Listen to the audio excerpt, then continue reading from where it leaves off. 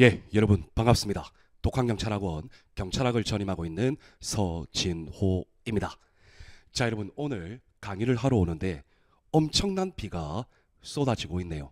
그런데 여러분 가끔 이렇게 비가 오는 날도 그렇게 썩 나쁘지는 않습니다. 물론 여러분들 우산을 들고 엄청 쏟아지는 빗길을 걸으면 비도 많이 받고 찝찝하고 좀 여러분들 좋지 않은 현상도 있지만 여러분 이상하게 이렇게 비가 오면 뭔가 조금 더 마음이 차분해지고 또 내가 하고 있는 일에 대해서 뭔가 조금 더 집중할 수 있는 좀 그런 여건을 마련해 주는 것도 빈 것 같아요. 그래서 여러분들 이 여름철의 날씨가 어떤 날은 엄청 더웠다가 어떤 날은 엄청 찝찝했다가 또 어떤 날은 엄청나게 많은 비가 내렸다가 여러분 요지부동이죠. 왔다 갔다 하죠. 자, 그래서 여러분들 항상 긍정적인 마음 가지시고 여러분들 공부에 여러분들 항상 집중해 보는 그런 시간들이 되었으면 좋겠습니다. 자, 여러분들 우리가 저번 시간에 경찰 구제법과 관련된 내용을 본격적으로 공부하면서 행정 절차법과 관련된 일련의 개념, 조문, 그리고 어느 정도 적정선의 핵심 판례의 내용을 살펴봤습니다. 자, 그러면 오늘 이 시간에는 경찰구제법 관련 두 번째 주제 수업으로 바로 여러분들 국가배상법 수업입니다. 여러분, 우리가 경찰구제법을 행정절차, 국가배상, 행정심판, 행정소송 이렇게 크게 네 가지로 구분했을 때 여러분들 이 네 가지 영역 중에서 우리 경찰학 시험에 가장 많이 출제될 수 있는 영역이 바로 국가배상입니다. 이게 왜냐면요, 여러분들 우리 경찰 공무원의 직무 수행은요 기본적으로 권력성을 내포하고 있죠.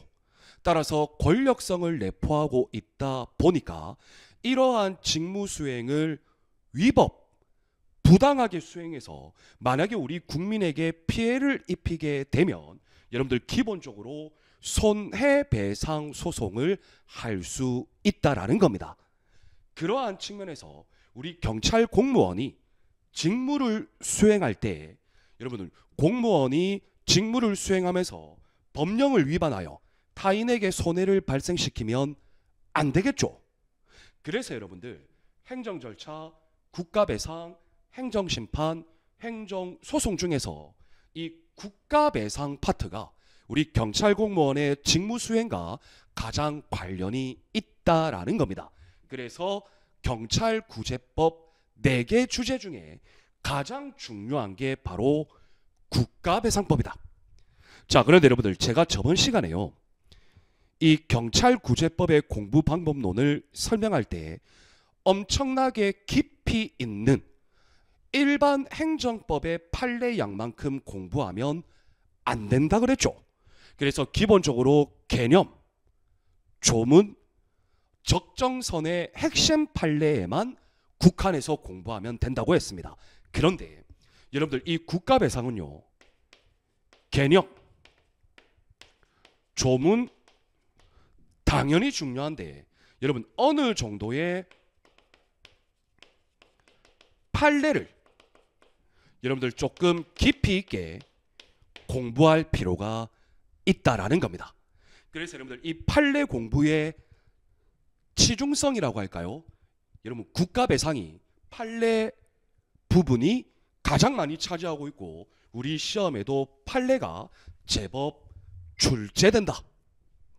좋습니다. 자, 여러분 이러한 배경을 바탕으로 이제부터 국가배상법 여러분 그 구체적인 내용을 하나하나 살펴보도록 하겠습니다. 자, 여러분 국가배상법 일반론인데요. 여러분 먼저 국가배상법 제1조에 규정되어 있는 목적 규정입니다. 여러분 목적 규정은 편안하게 한번 읽어보시면 되겠죠. 여러분 국가배상법 즉 이 법은 국가 그리고 지방자치단체 자, 여러분 손해배상의 주체가 누구라고요? 국가와 지방자치단체입니다. 이 국가나 지방자치단체의 손해배상 책임 그리고 배상 절차, 여러분 이것을 규정함을 목적으로 한다. 자, 그런데 여러분 여기서 중요한 건요, 여러분 우리 국가배상과 관련해서 헌법은요, 이 국가배상의 주체를 국가 또는 공공단체라고 하고 있습니다. 자, 그런데 국가배상법에서는 손해배상의 주체를 국가 또는 공공단체가 아니라 지방자치단체라고 하고 있습니다. 자, 그래서 여러분들 이것을 막 왜 그런가 구별하려고 하지 마시고요. 헌법상 규정에 의한 국가배상은 국가 또는 공공단체가 주체가 되고, 국가배상법상에서는 국가 또는 지방자치단체가 된다. 그래서 국가배상법에서는 국가 또는 지방자치단체의 손해배상의 책임과 그 배상 절차를 규정함을 목적으로 한다. 이해되셨습니까?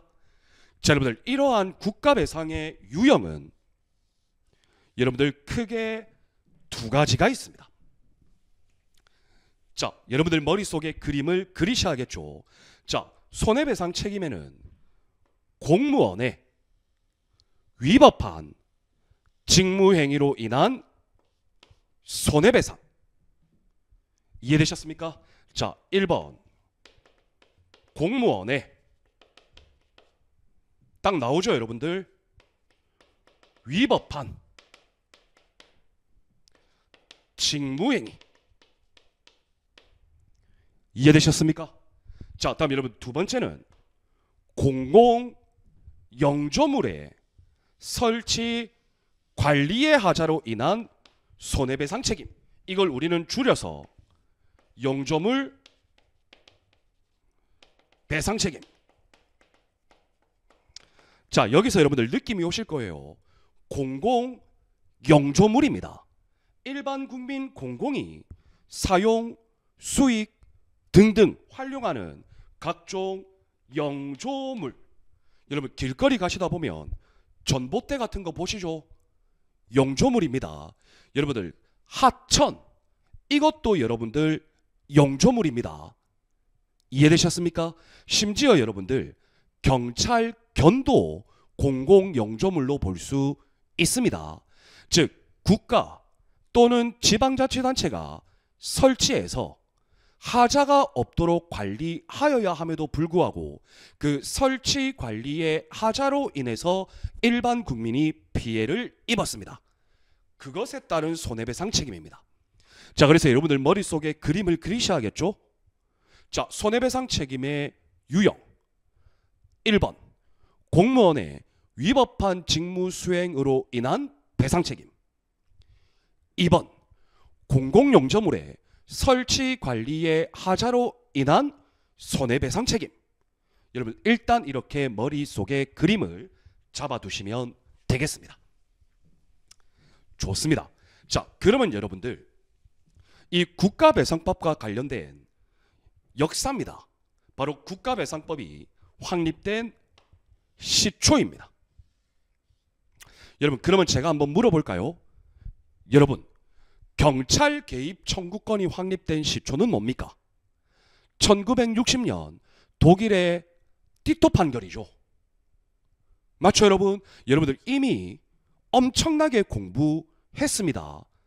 자, 다음 여러분들 경찰의 직무 수행은 소극적 위험 방지에 국한되어야 한다라고 판결한 시초는 뭡니까?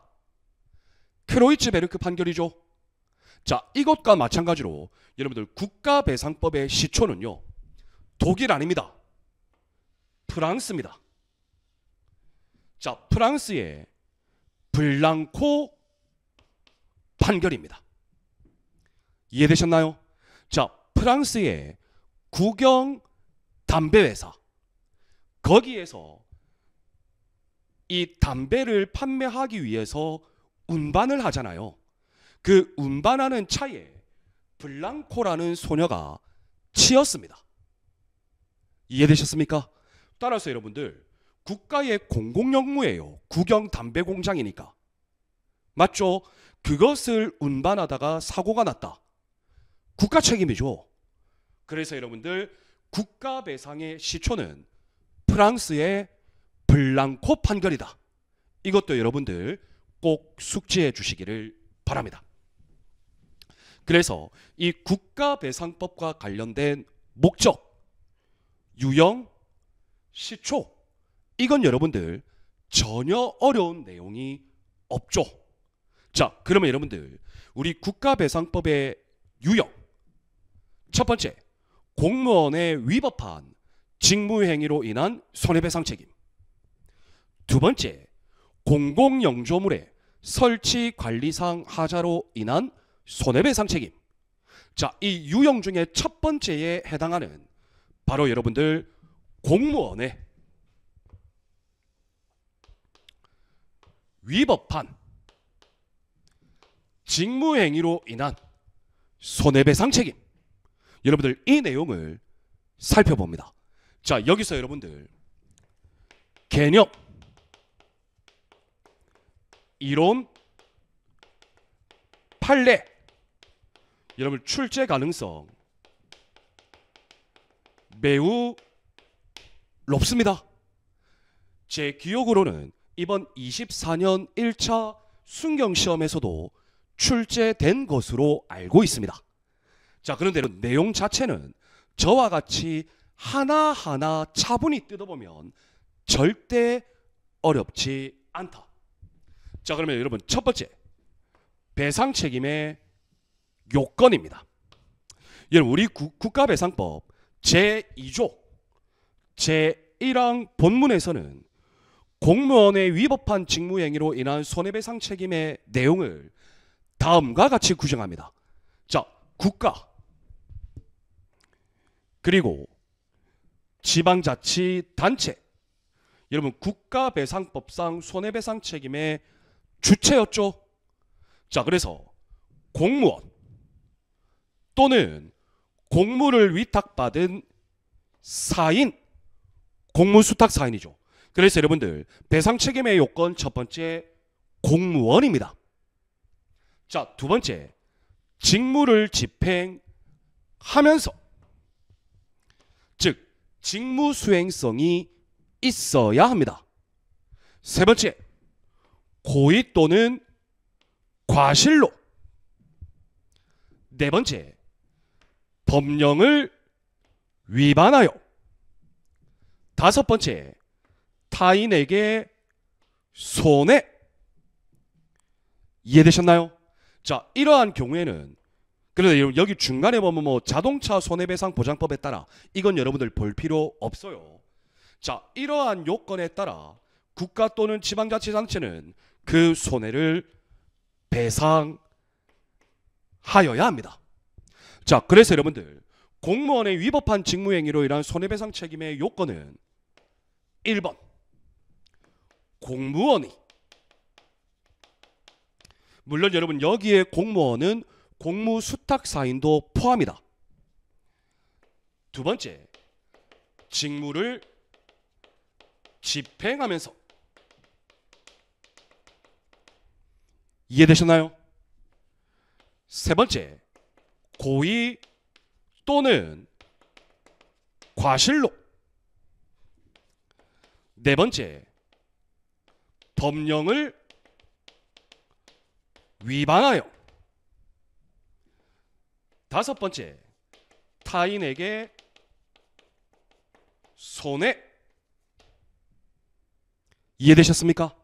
자, 그리고 여러분들 이 손해와 관련해서 직무집행과 인과관계가 있어야 한다.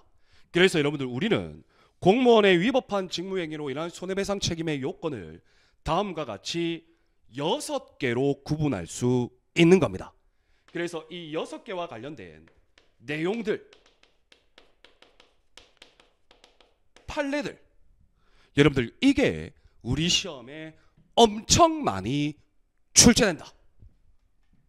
좋습니다. 자, 이렇게 의의 규정을 살펴봤으면 이제 여러분들 그 요건 하나하나를 분설해 봐야겠죠. 그 첫 번째로 여러분들 바로 공무원입니다. 여러분들 이 공무원에는 우리 조문에 의하면 플러스 공무수탁사인도 포함된다 했죠. 자, 근데 여러분 이때 여러분 공무원의 행위입니다. 그런데 이 공무원을 광범위하게 인정해야 우리 국민이 피해를 입으면 어떻게 할 수 있습니까? 잠시만요, 여러분. 즉 피해 구제에 있어서 뭔가 조금 여러분들 확대될 수 있겠죠. 그래서 여러분들 여기서 말하는 공무원은 최광의의 공무원입니다. 웬만한 공무원들 다 포함합니다. 자, 행정부 소속 공무원, 지자체 소속 공무원, 입법부 공무원, 사법부 공무원 모두 포함된다. 자, 그리고 공무를 위탁받아 실질적으로 업무를 수행하는 공무수탁사인. 자, 그리고 여러분들 이 용어는 아실 거예요. 경찰 공무원법에서 배웠죠. 사실상 공무원 여러분들 모두 포함된다. 자, 그래서 여러분들께서 이 공무원과 관련해서 기억하실 것은 별 것 없어요. 최광의의 공무원입니다. 우리가 일반적으로 인식하고 있는 모든 공무원이 모두 포함된다. 이해되셨습니까? 자, 다음 여러분들 두 번째 요건은 공무원이 직무를 집행하면서. 자, 그러면 여러분들 이 공무원의 직무는요, 여러분 우리 경찰 공무원 권력적 작용하죠. 당연히 직무에 포함되죠. 다음 여러분 우리가 저번 시간에 배웠던 행정지도와 같은 비권력적 작용도 포함하죠. 이해되셨습니까? 여러분들 공무원의 직무 집행이요, 권력적 업무 수행이든 비권력적 업무 수행이든 국민에게 손해를 입히면 여러분들 국가배상 책임 인정됩니다. 자, 그런데 여기서 여러분들이 주의하실 거, 여러분들 행정주체와 일반 사인 사이에 대등관계에서 체결하는 예를 들어 사경제 주체로서의 계약, 이건 여러분들 대등관계에서 행정주체와 일반 사인이 계약관계 맺는 거는 사법이죠. 맞죠 여러분? 그래서 대표적으로 공법상 계약, 여러분 이런 것들은 제외되죠. 행정주체가 사경제 주체로서 하는 활동은 제외된다. 자, 다음 여러분들 국가의 입법, 행정, 사법, 그것도 여러분들 직무죠. 자, 다음 여러분들 법률행위적 행정행위든 준법률행위적 행정행위든 사실행위든 또한 공무원의 자기이든 아무것도 안 하고 있는 부자기이든 여러분들 모두 포함됩니다. 이해되셨습니까? 자, 여러분들 그래서 공무원이 직무를 집행하면서 이때 직무는요 거의 모든 직무가 모두 포함된다. 그런데 뭐가 제외된다고요? 사경제 주체로서 행하는 활동은 제외된다. 왜요 여러분? 사경제 주체로서 행하는 건 일종의 계약으로서 당사자가 대등관계를 형성하고 있기 때문입니다. 자, 또 볼까요? 준법률행위적 행정행위, 직무행위에 포함된다. 행정지도와 같은 사실행위 포함된다. 다만 사경제 주체는 포함되지 않는다. 앞에 다 말씀드렸죠. 자, 그리고 여러분들 통치행위, 여러분 통치행위는 사법심사의 대상이 되지 않죠. 따라서 여러분들 통치행위도 통치행위도 제외됩니다. 자, 그러면 여러분들 여기서 직무를 집행하면서와 관련해서 제외되는 거, 웬만한 것들은 다 포함되니까 제외되는 게 중요하죠. 1번 사경제 주체로서의 활동, 직무 집행성에서 제외됩니다. 2번 통치행위 제외됩니다. 자, 다음 여러분들 이 국가 등의 배상 책임이 인정되려면요, 공무원에게 부과되어 있는 전적인 업무, 자, 그리고 여러분들 이 업무에 부수적으로 수반되는 업무, 이런 것들도 여러분들 모두 포함된다라는 이야기입니다. 이해가 되셨습니까?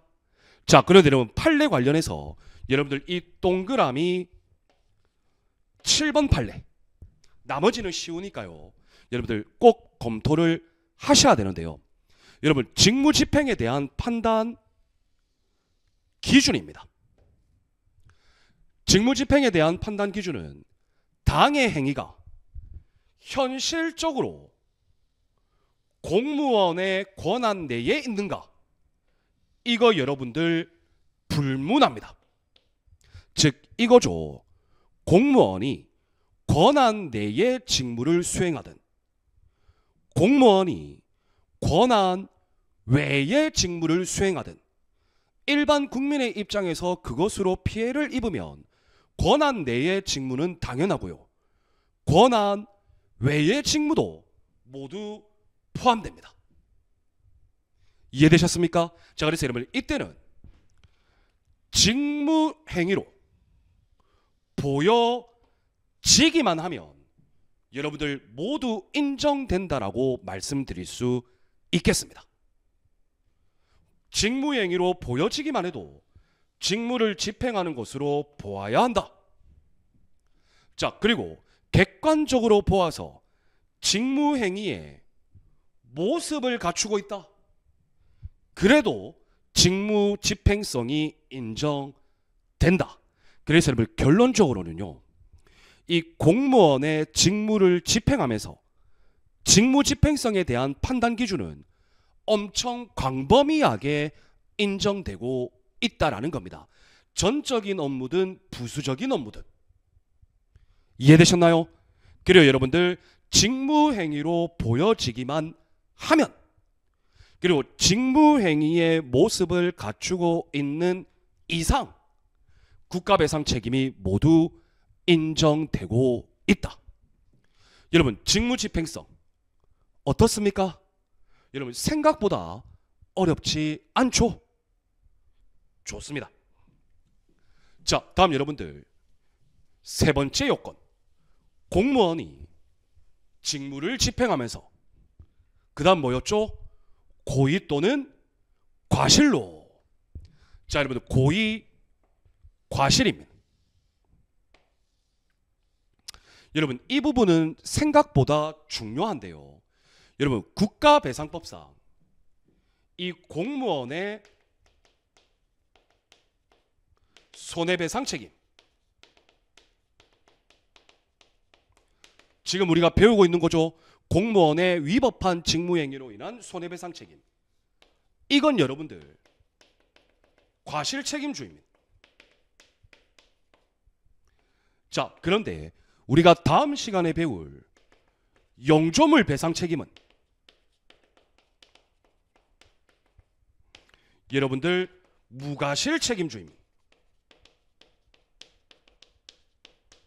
이걸 여러분들 먼저 구별하셔야 됩니다. 공무원의 위법한 직무행위로 인한 손해배상 책임은 여러분들 과실 책임주의이다. 고의 또는 과실로. 여러분 고의로 손해를 입히면 손해배상 당연한 거고요, 과실 책임주의입니다.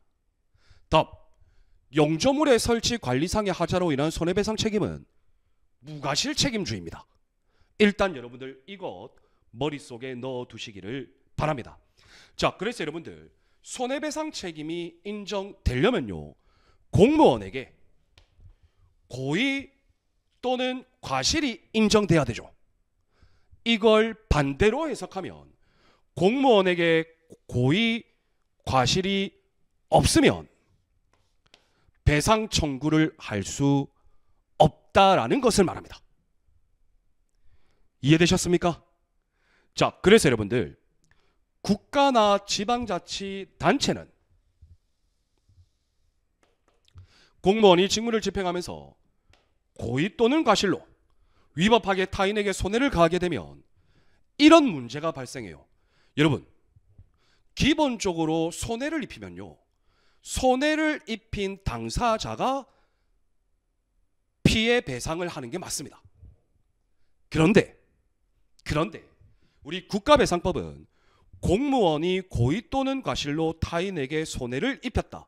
그러면 그 공무원을 선임, 채용, 지휘 감독하는 주체가 국가 또는 지방자치단체죠. 그래서 공무원의 선임 감독에 상당한 주의를 한 경우라고 하더라도 여러분들 그 배상 책임을 면할 수 없는 겁니다. 즉, 이 말은 공무원의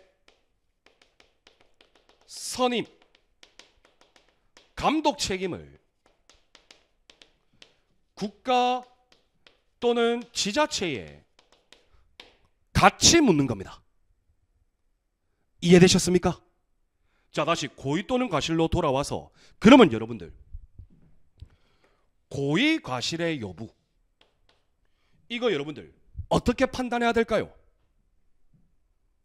여러분, 고의 과실 여부는요, 공무원의 선임 감독에 있어서의 과실이 아니라, 즉 국가의 과실이 아니라 당의 공무원을 기준으로 판단합니다.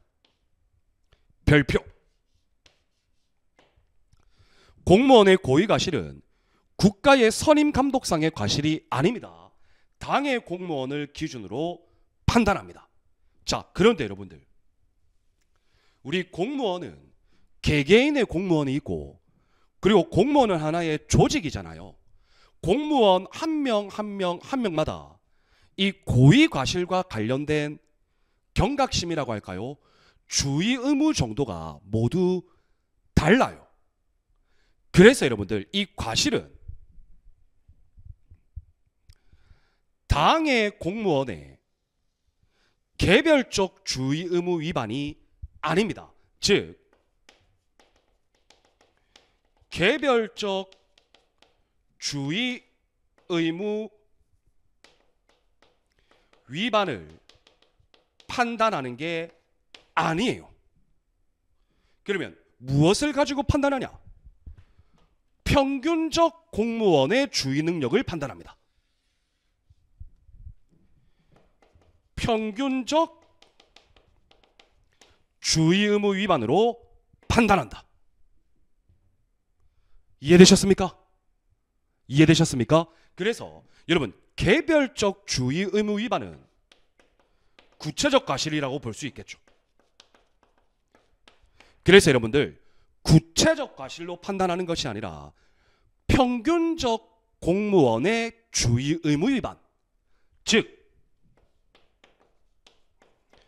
추상적 과실로 판단합니다. 즉 평균적 공무원의 주의 능력을 기준으로 판단되는 추상적 과실을 의미한다.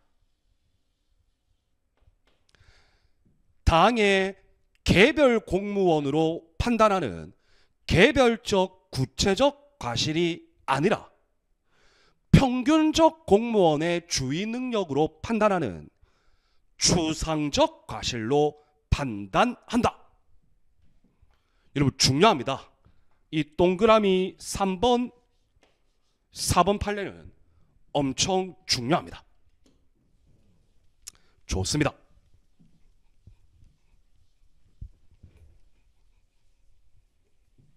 자, 다음 여러분, 그러면 공무원의 고의 또는 과실, 여러분들 누가 입증해야 될까요?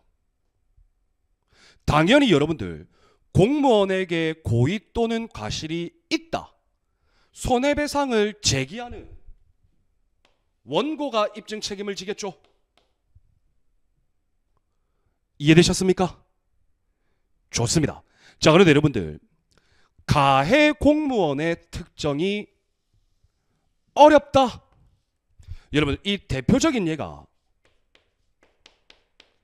전투경찰임.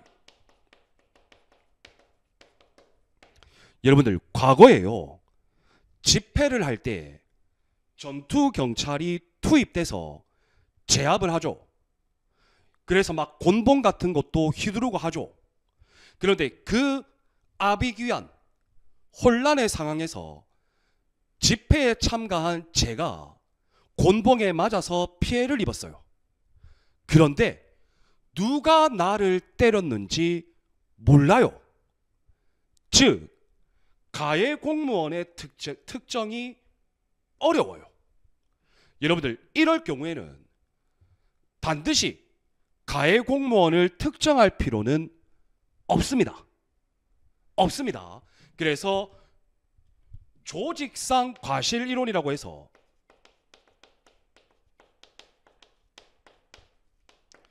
가해 공무원이 누군지는 모르지만 이 전투경찰 조직에서 나를 때려서 피해를 입혔으니까 이때에도 국가배상 책임을 인정한다라는 이야기입니다. 조직상 과실 이론입니다. 이해되셨나요? 자, 그래서 여러분들, 공무원 직무를 집행하면서 고의 또는 과실, 여러분들 공무원은 쉬웠죠. 직무를 집행하면서도 어렵지 않았습니다. 그런데 이 고의 과실은 여러분들 조금 더 주의를 기울여서 여러분들 반드시 숙지해 주시기를 바랍니다. 자, 다음 여러분들, 네 번째 요건, 공무원이 직무를 집행하면서 고의 또는 과실로, 다음, 법령을 위반하여. 여러분, 이 법령을 위반하여는요, 진짜 쉬워요. 여러분, 법령에 위반한 행위라는 것은 법규성이 있는 법률을 위반했다, 명령을 위반했다, 이것만을 의미하는 것은 아닙니다. 여러분, 성문법 위반은 당연히 법령 위반이죠. 그런데 우리 이미 배웠죠. 관습법, 판례법, 조리와 같은 불문법 위반도 법령 위반입니다.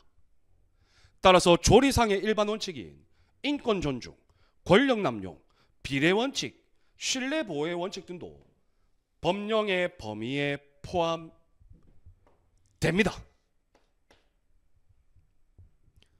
이해되셨습니까? 자, 그래서 여러분들, 우리 경찰관 직무집행법 제 5조에 보면 위험 발생의 방지 등이라는 것이 있죠. 이 중에서 직접 조치, 이게 바로 여러분들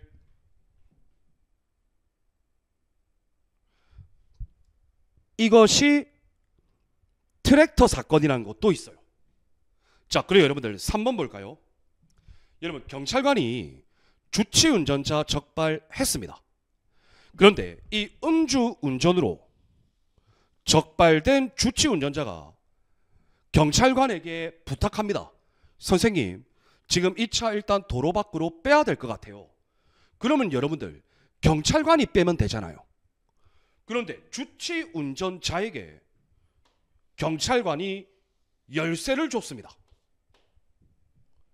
자, 그래서 열쇠를 받았으니까 주치 상태에서 운전하다가 사고가 났어요. 여러분, 이런 경우에 국가배상 책임 인정합니다. 왜? 직무를 집행하면서 주치 운전자에게 차량 열쇠를 왜 줍니까? 맞죠, 여러분? 그 판례입니다. 어려운 판례는 아닙니다. 자, 그리고 여러분들, 네 번째 판례는 한번 그냥 읽어만 보시면 돼요. 자, 경찰관들의 직무집행이 법령에 위반된 것이다 라고 하기 위해서는 현저히 합리성을 결하여서 이를 위법하다고 평가할 수 있는 경우이어야 합니다. 그만큼 이 법령을 위반하여 위법성 판단은 구체적이고 합리적으로 해야 된다. 여러분, 법령을 위반하여 성문법, 불문법 모두 포함된다. 좋습니다. 자, 다음 여러분들, 공무원이 직무를 집행하면서 법령을 위반하여 고의 또는 과실로죠. 다음, 타인에게 손해가 발생해야죠. 자, 여러분, 여기에서 타인은 일반 자연인, 법인, 여러분들 모두 포함됩니다. 이해되셨습니까? 그리고 피해를 입히는 자가 공무원인데 피해를 당한 자도 공무원이다. 여러분, 타인에 해당합니다. 이해되셨습니까? 자, 그런데 여러분, 이때 피해자가, 손해를 당한 피해자가 군인이다, 군무원이다, 경찰이다. 여기에 플러스 예비군 대원이다. 여러분, 이런 경우에는 다음 시간에 특별 규정을 살펴봅니다. 여러분, 손해란 뭐죠? 나의 이익을 침해해서 나타난 불이익이죠. 재산 손해, 비재산 손해 모두 포함이고요. 적극 손해, 소극 손해 모두 포함입니다. 모든 손해가 포함됩니다. 따라서 위자료도 포함됩니다. 자, 그런데 여러분, 여기에 별표치입니다. 동그라미 4번. 여러분, 만약에요, 피해자가 외국인이네요. 여러분, 이때는 해당 국가와 상호 보증이 있는 경우에만 국가배상 청구권을 인정합니다.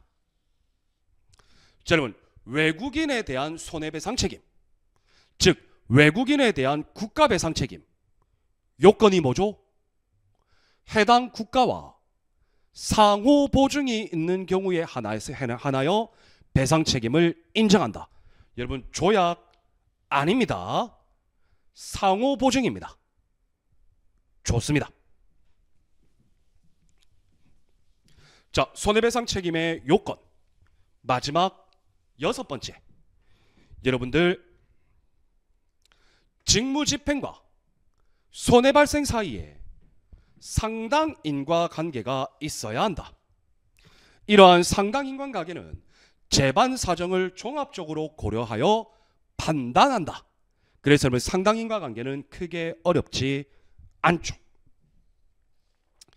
자, 여러분, 우리가 지금 공무원의 위법한 직무행위로 인한 손해배상 책임과 관련해서 배상 책임의 요건, 1번 공무원, 2번 직무를 집행하면서, 3번 고의 또는 과실로, 4번 법령을 위반하여, 5번 타인에게 손해가 발생하여야 한다. 6번 이러한 직무 집행과 손해 사이에는 상당 인과관계가 인정되어야 한다. 여러분들 머릿속에 딱 넣어놓고요. 공무원은 최광의의 공무원, 직무집행성은 이것도 여러분들 광범위하게 인정되죠.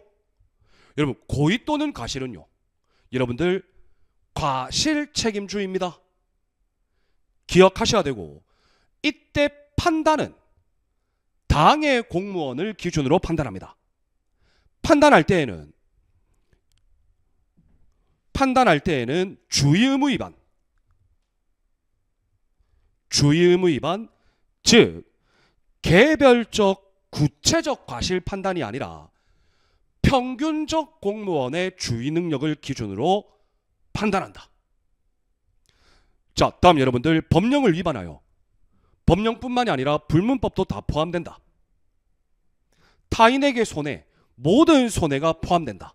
여러분 이렇게 하나하나 여러분들 머릿속에 정리하고 세부적인 판례는 여러분들 몇 번 읽어만 보시면 되는 겁니다. 이해되셨습니까? 좋습니다.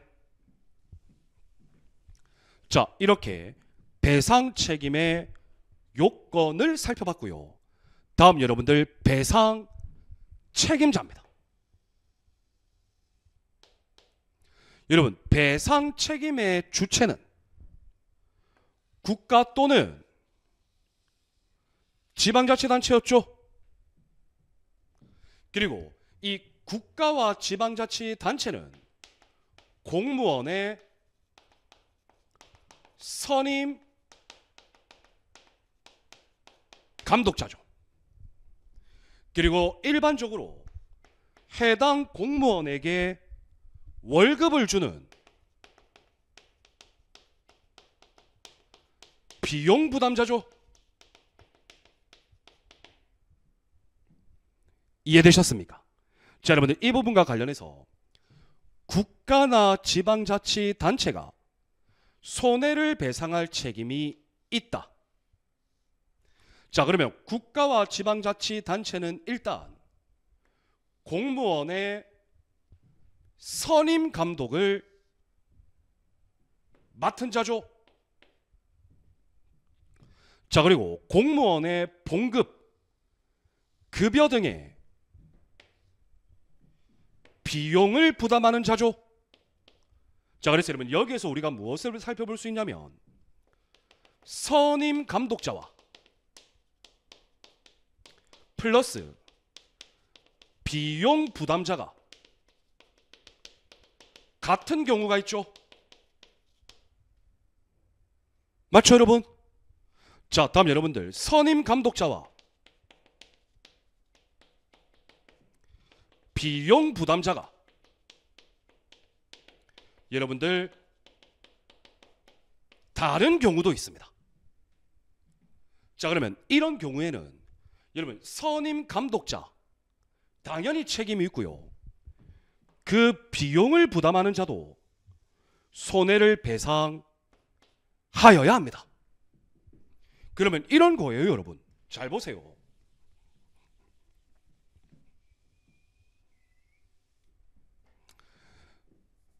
자, 선임 감독자가 있고 비용 부담자가 있는데 만약에 이 선임 감독자와 비용 부담자가 동일하다. 그러면 그 동일한 주체가 손해배상 책임하면 끝입니다. 자, 근데 이때 선임 감독자와 비용 부담자가 다르다. 자, 그래서 배상을 만약에 선임 감독자가 했습니다. 선임 감독자가. 자, 여러분 이러한 경우에는 선임 감독자가 내가 배상을 했어. 그러니 비용을 부담하는 너도 나한테 구상해줘야 되지 않겠니? 이해되셨나요? 자, 다음 반대로 배상을 비용 부담자가 했습니다. 자, 그러면 비용 부담자는 선임 감독자에게 야, 내가 먼저 배상을 신속하게 했으니까 우리 내부 관계에서 너도 나에게 구상을 해줘야 되지 않겠니? 이해되셨나요? 그럼 여러분들 결론적으로는요, 선임 감독자와 비용 부담자가 동일하다. 아무 문제 없습니다. 그냥 배상 책임하면 됩니다. 그런데 선임 감독자와 비용 부담자가 다릅니다. 그러면 먼저 손해배상을 한 쪽에서 나중에 내부 관계에서 그 손해를 배상할 책임이 있는 자에게 구상할 수 있다라는 겁니다. 그래서 여러분들 결론적으로는요, 비용 부담자도 책임이 있는 겁니다. 이해되셨습니까? 여러분들 절대 어렵게 생각하지 마세요. 자, 예를 들어 여러분들이 공무원이죠. 공무원입니다. 앞으로 될 거니까. 자, 근데 여러분들이 뭔가 잘못을 해가지고 일반 국민에게 피해가 발생했습니다. 1번, 여러분들 선임 감독자 누구죠? 국가죠. 여러분들 비용 부담자 누구죠? 월급 주는 사람? 국가죠. 선임 감독자와 비용 부담자가 똑같으니까 국가가 손해배상 책임하면 되는 겁니다.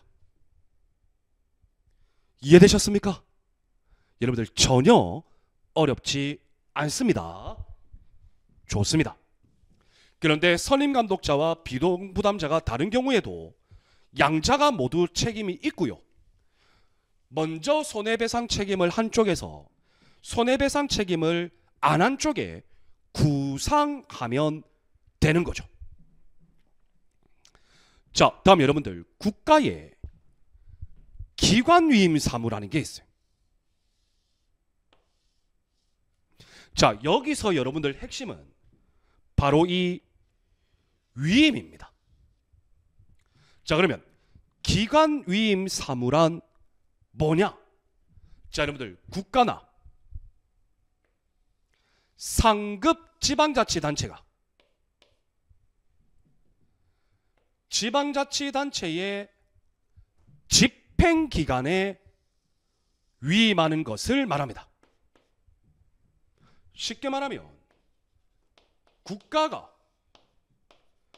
지방자치단체에게 이해되셨나요? 기관 위임 사무. 즉 국가가 수행하여야 할 업무를 지방자치단체에 위임하는 것이 바로 여러분들 기관 위임 사무다. 자, 그러면 이때 기관 위임 사무는 수행하는 지방자치단체는 국가기관의 일부로 볼 수 있어요. 그래서 이런 경우에 여전히 위임자인 국가나 상급 지방자치단체가 귀속 주체가 됩니다. 이해되셨습니까? 자, 그러면 여러분들 이렇게 보세요. 기관 위임 사무가 돼서 지방자치단체의 집행기관이 업무를 수행하다가 타인에게 손해를 가했습니다. 즉 기관 위임 사무를 처리하다가 손해를 입혔네요. 그러면 여러분들 이때 사무의 귀속 주체는 누구였죠? 국가나 상급 지방자치단체였죠. 그래서 그 사무의 귀속 주체로서 손해배상 책임을 지는 겁니다. 이해되셨습니까? 자, 그리고 이때 이 기관 위임된 사무를 처리하는 지방자치단체가 대외적으로 비용을 지출했습니다. 그러면 여러분들 비용 부담자죠. 따라서 비용 부담자로서 배상 책임을 지는 겁니다. 여러분 우리가 지금까지 살펴본 내용을 보면 비용 부담자도 손해배상 책임을 진다. 간단하죠 여러분? 자, 그러면 여러분들 이 내용들과 관련된 판례를 한번 살펴봅시다. 자, 여러분들 지방자치단체장이 교통신호기를 설치합니다. 자, 그런데 그 관리 권한이 법상 관할 시도경찰청장에게 위임되어 있습니다. 자, 그래서 여러분들 우리 보면 교통종합 관제센터가 있거든요. 여기에 여러분들 지방공무원과 플러스 경찰 공무원이 합동 근무를 합니다. 자, 그런데 이때 신호기가 고장난 채 방치되어 있다가 교통사고가 발생했네요. 그러면 여러분들 그 방치에 대한 책임이 있겠죠. 자, 근데 기본적으로 교통신호기는요, 그 권한을 위임한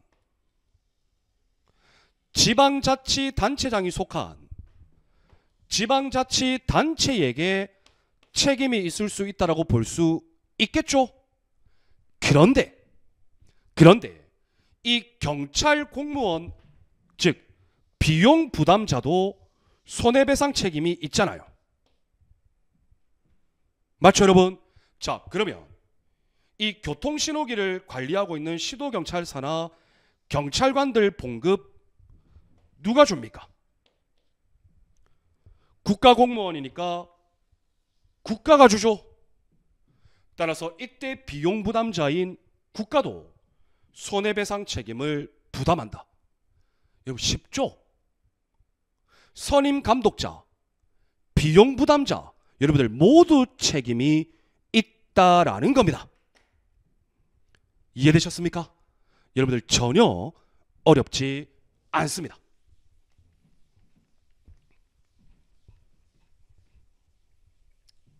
자, 다음 여러분들 우리가 살펴볼 건 공무원 2번 판례를 한번 읽어보시고요. 공무원 개인의 배상 책임입니다. 여러분 잘 보세요. 자, 여러분들 우리 공무원의 위법한 직무행위로 인한 손해배상 책임은 기본적으로 과실책임주의라고 했죠. 맞죠, 여러분? 따라서 공무원에게 고의, 과실이 있어야 손해배상 책임이 인정됩니다. 그래서 기본적으로 고의, 과실이 있는 경우 손해배상 책임의 주체는 누구였습니까? 국가 또는 지방자치단체가 손해배상 책임이 있었습니다. 원칙이. 그런데 여러분들 공무원이요, 고의과실 중에 고의로 타인에게 손해를 입혔습니다. 여러분 고의로 타인에게 손해를 입혔어요. 괘씸하죠. 다음 여러분들 과실 중에 중과실로 손해를 입혔습니다. 여러분 중과실이란 아주 기본적인 주의 의무를 다하여야 함에도 불구하고 일반적인 주의 의무를 안 한 겁니다. 쉽게 말하면 대충 일한 겁니다. 이것도 여러분들 괘씸하죠. 자, 그래서 여러분들 이 고의 또는 중과실로 손해가 발생했다. 여러분 이런 경우에는 1번 우리 원칙 규정에 의해서 국가 또는 지자체가 손해배상 책임을 지지만 진짜 나빠요. 고의로 손해를 입혔어요. 조금만 주의를 기울이면 되는데 그 주의도 안 기울인 중과실로 손해를 입혔어요. 이때는 여러분들 공무원 개인에게도 책임이 있습니다. 이해되셨습니까? 자, 그런데 만약에 이때 고의 또는 중과실이다. 국가 또는 지자체가 먼저 배상을 하게 되면 이 공무원 개인에게 야 임마 너가 그냥 일반 과실이 아니라 고의 중과실로 손해를 입혔으니까 너도 책임 있잖아. 그런데 내가 먼저 배상 책임했어. 그러니 너 나한테 구상해줘. 이해되셨나요? 자, 공무원에게 고의 또는 중과실이 있다. 이때 국가나 지방자치단체가 배상 책임을 하고 나면 그 고의 또는 중과실이 있는 공무원에게 구상할 수 있다라는 겁니다. 이해되셨습니까? 여러분 전혀 어렵지 않습니다. 자, 그래서 여러분들 고의 또는 중과실로 피해를 입은 피해자는 국가 지자체에게도 손해배상 청구할 수 있고 공무원 개인에게도 청구할 수 있다. 즉 피해자는 선택적 청구권이 인정됩니다. 공무원의 고의 중과실이 있다. 국가와 공무원 개인 모두 책임을 진다. 그런데요, 공무원에게 경과실만 있다.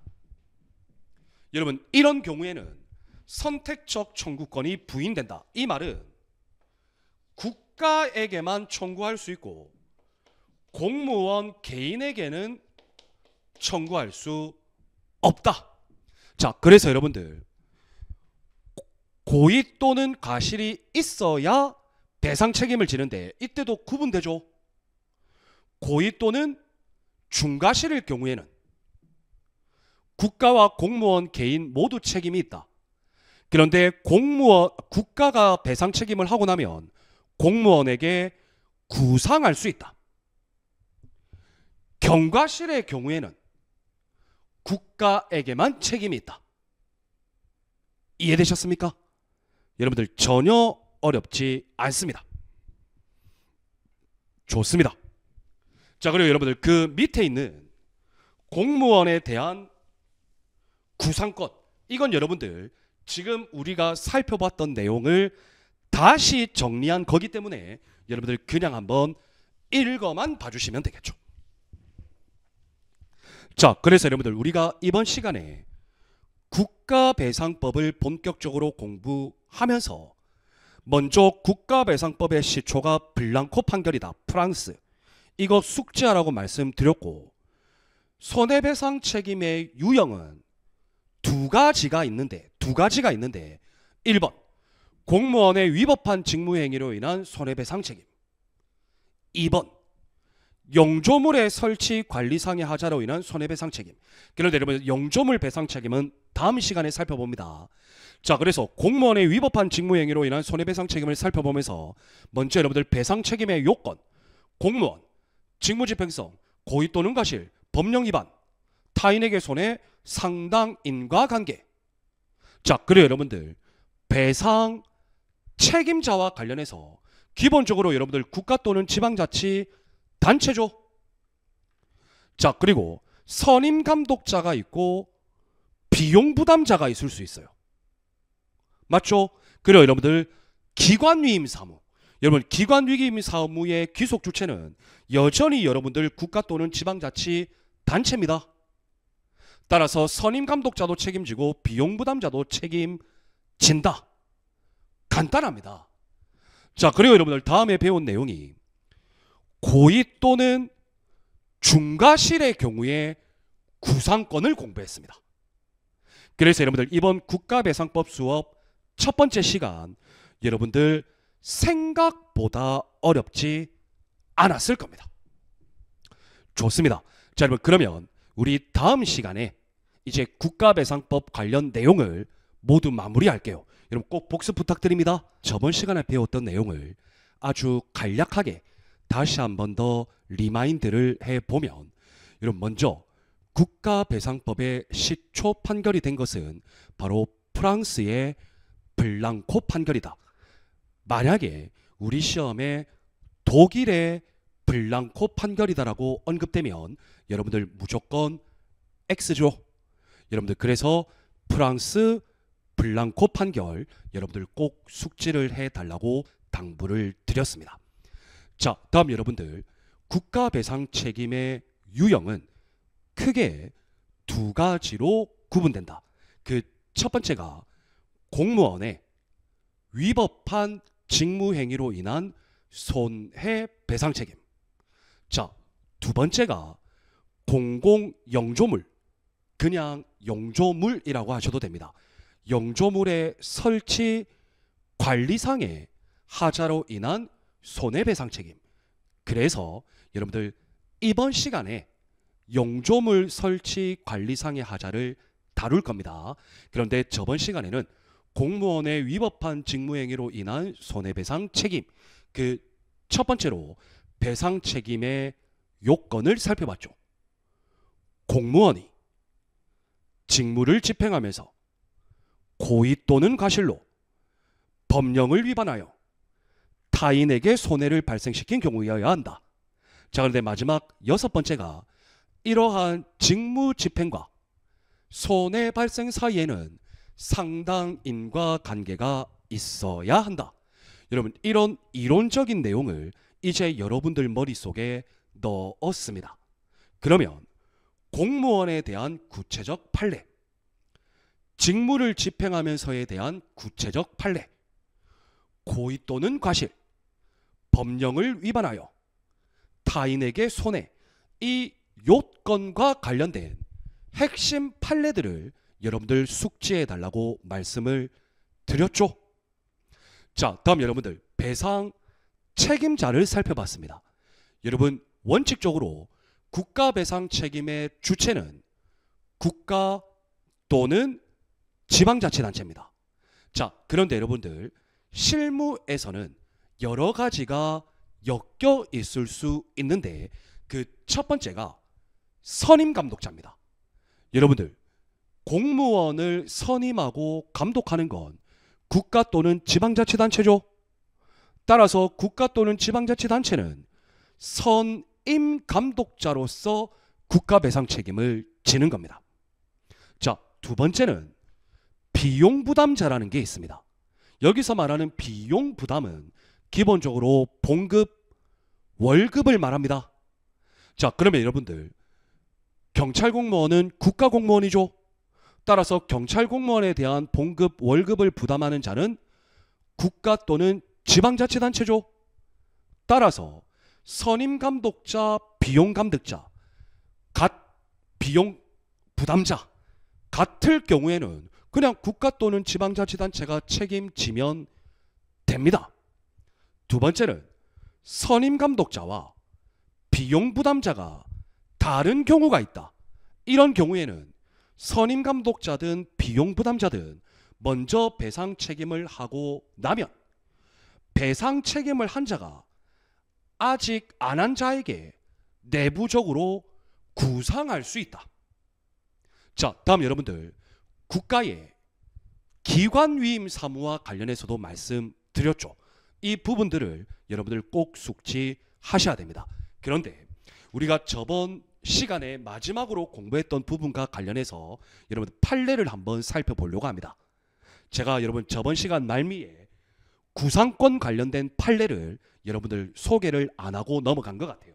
자, 그런데 여러분 판례를 살펴보기 전에 여러분 기본적으로 고의 과실이 있어야 국가 배상 책임이 인정된다라고 그랬죠. 맞죠, 여러분? 자, 근데 이 고의 과실은 이렇게 또 구분할 수 있습니다. 1번 고의 또는 중과실. 자, 다음 여러분들 2번은 경과실. 자, 여러분들 고의 또는 중과실의 경우에는 국가 또는 지방자치단체가 당연히 책임이 있죠. 자, 그런데 공무원 개인에게도 책임이 있습니다. 왜냐하면 공무원 개인이 고의로 손해를 입혔어요. 괘씸하죠. 다음, 공무원 개인이 주의 의무를 제대로 안 했어요. 그래서 손해가 발생했어요. 역시 책임을 집니다. 이때 피해자는 국가 또는 지방자치단체든 공무원 개인에게 선택적 청구가 가능합니다. 이해되셨습니까? 자, 그런데 여기서 만약에 국가 또는 지방자치단체가 배상 책임을 했다. 그러면 구상권이 인정된다라는 거죠. 이해되셨나요? 자, 그런데 경과실의 경우에는 간단합니다. 경과실이라는 것은 공무원이요, 엄청나게 주의 의무를 기울였습니다. 정말 신중하게 업무 처리를 했고요. 상당한 주의 의무를 기울였음에도 불구하고 타인에게 손해가 발생한 경우입니다. 이런 경우에는 여러분들 국가 또는 지방자치단체에게만 책임이 있는 겁니다. 이 말은 선택적 청구권이 인정되지 않는다라는 이야기죠. 이해되셨나요? 자, 그러면 여러분 여기에서 궁금증이 생깁니다. 선생님, 고의 또는 중과실은 공무원 개인에게도 책임을 지울 수가 있는데 왜 경과실은 공무원 개인에게는 책임을 지우지 않느냐? 여러분 그 일련의 판례를 여러분들 살펴볼게요. 자, 1번. 자, 여러분 공무원의 법령을 위반하는 위법 행위가 고의 중과실에 기한 경우입니다. 이 1번이죠. 여러분 이미 다 말씀드렸어요. 자, 여러분들 이때 당연히 국가 또는 지방자치단체가 책임을 지죠. 그리고 공무원도 책임을 진다고 그랬죠. 그래서 고의 또는 중과실의 경우 국가와 공무원 개인이 중첩적으로 배상 책임을 부담한다. 여러분 이미 제가 다 말씀드렸습니다. 그리고 이때 국가가 배상 책임을 지는 경우 공무원 개인에게 구상할 수 있도록 하고 있죠. 이해되셨습니까? 바로 여러분들 제가 앞에서 말씀드렸던 이 동그라미 1번과 관련된 판례의 내용입니다. 자, 그러면 여러분들 그 교환해 보시면 2번 판례 봅시다. 여러분 경과실의 경우에는 자, 공무원이 직무를 수행함에 있어서 경과실로 타인에게 손해를 입혔다. 자, 여러분들 이런 경우에 배상 책임은 국가와 지방자치단체에게만 귀속되죠. 그런데 이때 공무원 개인에게는 책임을 부담시키지 않습니다. 동그라미 2번이죠. 여러분 왜일까요? 여러분 한번 보세요. 공무원이요 경과실입니다. 정말 상당한 주의 의무를 다했습니다. 열심히 한 겁니다. 그럼에도 불구하고 손해가 났는데 만약에 경과실의 경우에도 공무원 개인에게 손해배상 책임을 부담시킨다. 자, 그러면 여러분들 공무원 분들이 무서워서 업무 볼 수 있겠습니까? 못 보겠죠. 그래서 여러분들 적어도 경과실의 경우에는 공무원 개인에게는 배상 책임을 부담시키지 않는다라는 겁니다. 이해되셨나요? 여러분들 전혀 어렵지 않습니다. 그래서 여러분들 이 판례를 제가 한 번 더 말씀드리고 저번 시간에 안 다루고 넘어간 것 같아요. 그래서 여러분들 추가적으로 설명을 드리는 겁니다. 자, 그러면 여러분들 저번 시간에 이어서 여러분들 공무원의 위법한 직무행위로 인한 손해배상 책임 계속 여러분들 진도를 이어나갈 수 있도록 하겠습니다. 자, 여러분 배상 책임의 내용입니다. 여러분 그런데 이 부분은 너무 쉬워요. 자, 보세요 여러분들. 공무원의 위법한 직무행위로 타인이 사망했습니다. 자, 그러면 여러분들 국가배상 책임 어떻게 해야 될까요? 여러분 죽었잖아요. 그러면 당연히 남아있는 유족들에 대해서 배상해야죠. 유족배상. 다음 여러분들 사망했기 때문에 장례비도 배상해야 됩니다. 즉 사망의 경우에는 유족배상, 장례비. 자, 다음 여러분들 타인의 신체에 해를 입혔습니다. 해를. 자, 그래서 여러분들 이 해를 입히게 되면 부상일 수도 있고 그 해의 정도가 강해서 만약에 장애 등급을 받은 경우도 있겠죠. 자, 그래서 몸이 다쳤기 때문에 여러분들 요양비 줘야죠. 자, 다음 여러분들 이 다친 사람이 자기가 원래 영위하고 있던 일을 못하면 휴업 배상해 줘야죠. 자, 다음 여러분들 장애를 입었다. 장애 배상해 줘야죠. 이해되셨습니까? 여러분들 전혀 어렵지 않죠? 자, 다음 여러분들 타인에게 손해라고 할 때 타인은 자연인, 법인 모두 포함한다 했죠. 또한 여러분들 물건일 수도 있습니다. 따라서 이 피해의 내용이 타인의 물건을 멸실, 훼손한 경우다. 그런데 여러분들 이거는 우리가 손실보상 파트에서 경찰학의 손실보상 파트에서 이미 공부한 내용입니다. 자, 보시면 여러분 수리비를 줘야 되죠. 그런데 이때 수리비는 피해를 입은 당시죠. 이해되셨습니까? 또는 여러분들 수리를 못하면 피해를 입은 당시에 교환가액, 수리할 수 있으면 수리비. 간단합니다. 자, 다음 여러분들 이 물건을 수리하는 과정에서 영업을 못한다. 그럼 여러분들 휴업 배상해야죠. 여러분들 전혀 어렵지 않다.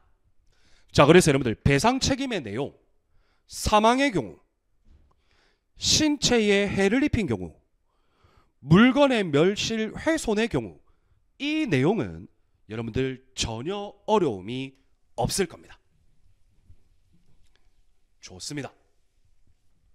자, 다음 여러분들 배상 책임 공제입니다. 이게 뭐냐면요, 여러분들.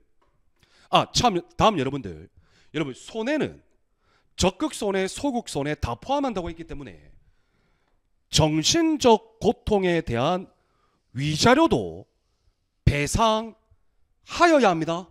만약에 여러분들 위자료 관련해서 배상할 수 있다라고 하면 X입니다. 자, 다음 여러분들 피해자가요. 이건 참 특별한 경우인데 손해를 입은 동시에 이익도 얻었네요. 그래서 여러분들 이 손해와 이익을 감가상각해야 합니다. 그래서 손해배상에서 이익에 해당하는 금액을 공제하고 지급합니다. 어렵지는 않죠. 자, 그런데 여러분 이 배상 책임 내용과 관련해서 여러분들이 반드시 숙지해 주실 거 바로 여러분들 소멸시효입니다.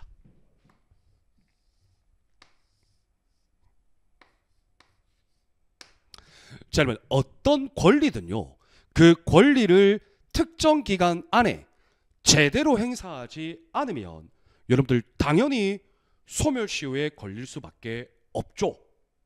따라서 국가나 지방자치단체의 손해배상 책임, 그래서 국가배상법에 규정된 것을 제외하고는 민법에 따른다. 자, 그럼 볼까요, 여러분들? 손해와 가해자를 안날로부터는 3년입니다. 이해되셨나요? 다음, 불법행위가 한 날로부터, 그러니까 불법행위가 있은 날로부터는 10년입니다. 그래서 여러분들 이렇게 생각하세요. 나에게 손해가 발생했다. 그리고 가해자가 누군지 알았다. 안날로부터 3년. 자, 여러분, 손해는 결국 불법행위가 있어야 되잖아요. 불법행위 한 날로부터는 10년. 이해되셨습니까? 자, 그런데 여러분, 만약에 손해와 가해자를 알지 못한 경우에는 여러분들 5년간 행사하지 않으면 시효로 소멸합니다. 그래서 여러분들 세 가지로 생각하셔야 됩니다. 손해와 가해자 안날 3년. 손해와 가해자 알지 못한 경우 5년. 암기예요. 다음, 불법행위 한 날로부터 10년. 3, 5, 10. 여러분들 손해배상 청구, 소멸시효 여러분들 꼭 숙지해 주시기를 바랍니다. 자, 그런데 여러분들 공무원의 위법한 행위로 사망했습니다. 타인이. 공무원의 위법한 행위로 타인이 신체에 해를 입었습니다. 그럼 여러분들 사망의 경우 유족배상, 장례비, 해를 입힌 경우 요양비, 휴업배상, 장애배상. 여러분 이것들은 피해자 입장에서는 앞으로 살아갈 수 있는 엄청난 중요한 물질이죠. 여기에 대하여 국가배상을 받을 권리는 양도하거나 압류하지 못합니다. 즉 피해자의 생존권을 최소한으로 보호하는 규정입니다. 좋습니다. 자, 여러분 이렇게 해서 배상 책임의 내용까지 살펴봤어요. 자, 다음 여러분들 배상 청구의 절차인데요. 뭐 이 파트가 굳이 절차라고 볼 수는 없어요. 자, 여러분들 공무원의 직무상 불법행위로 손해를 입은 국민, 헌법상으로는 국가 또는 공공단체라고 그랬죠. 국가배상법상으로는 국가 또는 지방자치단체라고 그랬죠. 자, 그래요 여러분들 위자료를 청구할 권리가 있다. 앞에서 말씀드렸죠. 자, 그래요 여러분들 앞에서 또 피해자가 외국인이다. 이때 여러분들 손해배상의 기준점이 되는 것은 피해를 입은 외국인의 해당 국가와 상호보증이 있는 경우에 배상 책임이 인정됩니다. 조약이 체결되어 있는 경우에 아니라고 말씀드렸죠? 이건 여러분들 어려운 내용 전혀 없습니다. 자, 그런데 여러분들 국가배상법에서요 판례 문제가 출제될 때 정말 많이 출제되는 게 바로 여러분들 이것 이중배상 금지의 원칙입니다. 이중배상 금지의 원칙. 자, 그럼 국가배상법 제2조 제1항 본문에서는 공무원의 위법한 직무행위로 인한 손해배상 책임의 요건을 언급하고 있고 같은 조 같은 항 단서 규정에서는 여러분들 특별 규정을 명시적으로 밝히고 있습니다. 여기 볼까요? 여러분 암기하세요. 군인, 군무원, 자 그리고 여러분들이죠. 경찰 공무원, 그리고 여러분들 예비군 대원, 군인, 군무원, 경찰 공무원, 예비군 대원. 여러분 이 사람들이 전투를 수행하거나 전투를 수행한다는 건 전쟁 발발이겠죠. 또는 훈련 등 직무집행과 관련해서 여러분 군인, 군무원, 경찰, 예비군 대원 전투도 직무죠. 훈련도 직무죠. 자, 이때 전사 순직했다 또는 직무상 부상 즉 공상을 입었다. 자, 여러분들 이런 경우에 여러분들 본인이나 유족이 다른 법령에 따라 즉 국가배상법에 따라가 아니라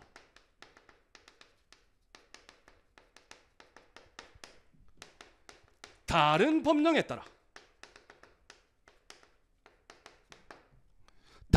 따라 재보상금, 유족연금, 상이연금 등의 보상을 지급받을 수 있을 때에는, 그러니까 여러분 여기서 말하는 다른 법령이라는 건 여러분 전사순직 공상이잖아요. 예를 들어 국가유공자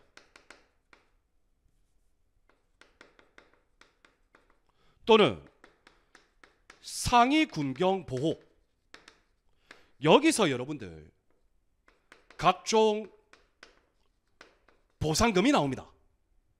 따라서 다른 법률에 따라 여러 보상금을 지급받을 수 있을 때에는 국가배상법과 민법에 따라 손해배상을 청구할 수 없는 겁니다. 이해되셨나요? 즉 이거예요, 여러분들. 여러분들 공무원이 전투, 그러니까 군인, 군무원, 경찰 공무원, 예비군 대원이 전투를 수행한다, 훈련을 받는다, 모두 직무거든요. 이 전투훈련 직무를 수행하다가 전사순직 공상을 입었습니다. 자, 이럴 경우에 기본적으로 국가 또는 지방자치단체가 보상을 해주거든요. 자, 그런데 국가배상법과 민법에 따라 여러 보상 배상을 받을 수 있는데 만약에 다른 법령에 따라 각종 보상금을 지급받을 수 있다. 그러면 여러분들 국가배상법이 적용되지 않는다라는 걸 말합니다. 이해되셨습니까? 이걸 우리는 국가배상과 관련된 면책조항이라고 해요. 그래서 이런 면책조항은 전투훈련뿐만이 아니고요, 각종 직무집행 그리고 일반적 직무집행에 관하여도 국가나 지방자치단체의 배상 책임을 제한하는 겁니다. 이해되셨습니까? 우리는 이것을 다른 법령에 따라 보상을 받을 수 있을 때는 국가배상법을 적용하지 않는다. 즉 이중배상이 금지된다. 이해되셨나요? 여러분 어렵지 않아요.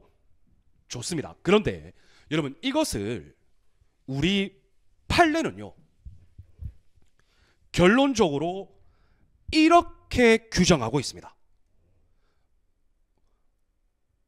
예, 여러분들 3번은 똑같은 내용이고요. 여러분 동그라미 4번 판례 별표 치세요. 여러분 이 동그라미 4번 판례의 결론은 이겁니다.